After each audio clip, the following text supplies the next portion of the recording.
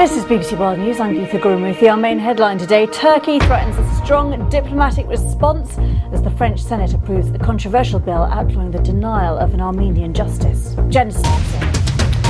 Well, more on that. The BBC's Jonathan Head now joins me from Istanbul. There has been quite a fierce response from Turkey on this. The language has been very strong indeed, with accusations that France is showing disrespect to Turkey, that it's been irresponsible in allowing this vote to go ahead.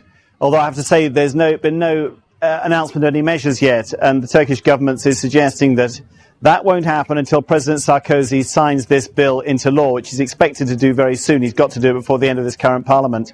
So that will be the next 2 or 3 weeks, and it would be very surprising if he didn't do that. At that point, Turkey will have some difficult decisions to make, because much as there is real anger about this vote and a desire to show displeasure, there aren't a lot of measures they've got on their chest. Remember when the vote went through the lower house in December, Turkey already announced a number of symbolic measures. It recalled its ambassador then and said that French naval ships would not be allowed to use Turkish ports. Beyond that, it's difficult to know what else they can do. It may be the ambassador stays away for much longer, but their economic relations, which are significant. I mean, France is Turkey's fifth largest trade partner, are unlikely to be damaged that much, because Turkey is bound by the terms of the customs union, the free trade deal it has with the whole of the European Union.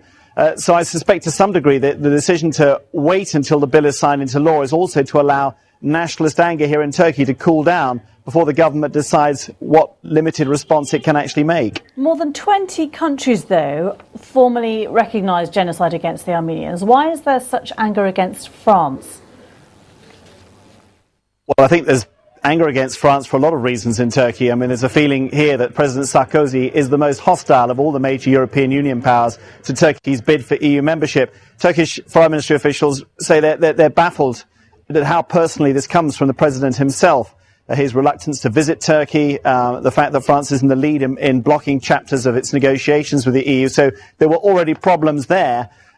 This is different from just recognising genocide. It criminalises denial. And I think the Turks have a good argument here where they say, look, this actually, in effect, interferes with free speech, because it's a matter of opinion about the genocide. And, of course, most of the Turkish population believe that what happened to the Armenians, catastrophic though it was not a genocide. Some ministers have said, well, what's the French government going to do if thousands of Turks show up in France, all saying they don't agree with the genocide? Are they going to lock them all up? So I think this is much more than just genocide recognition. Criminalising denial is something they feel is a personal attack on Turkey itself.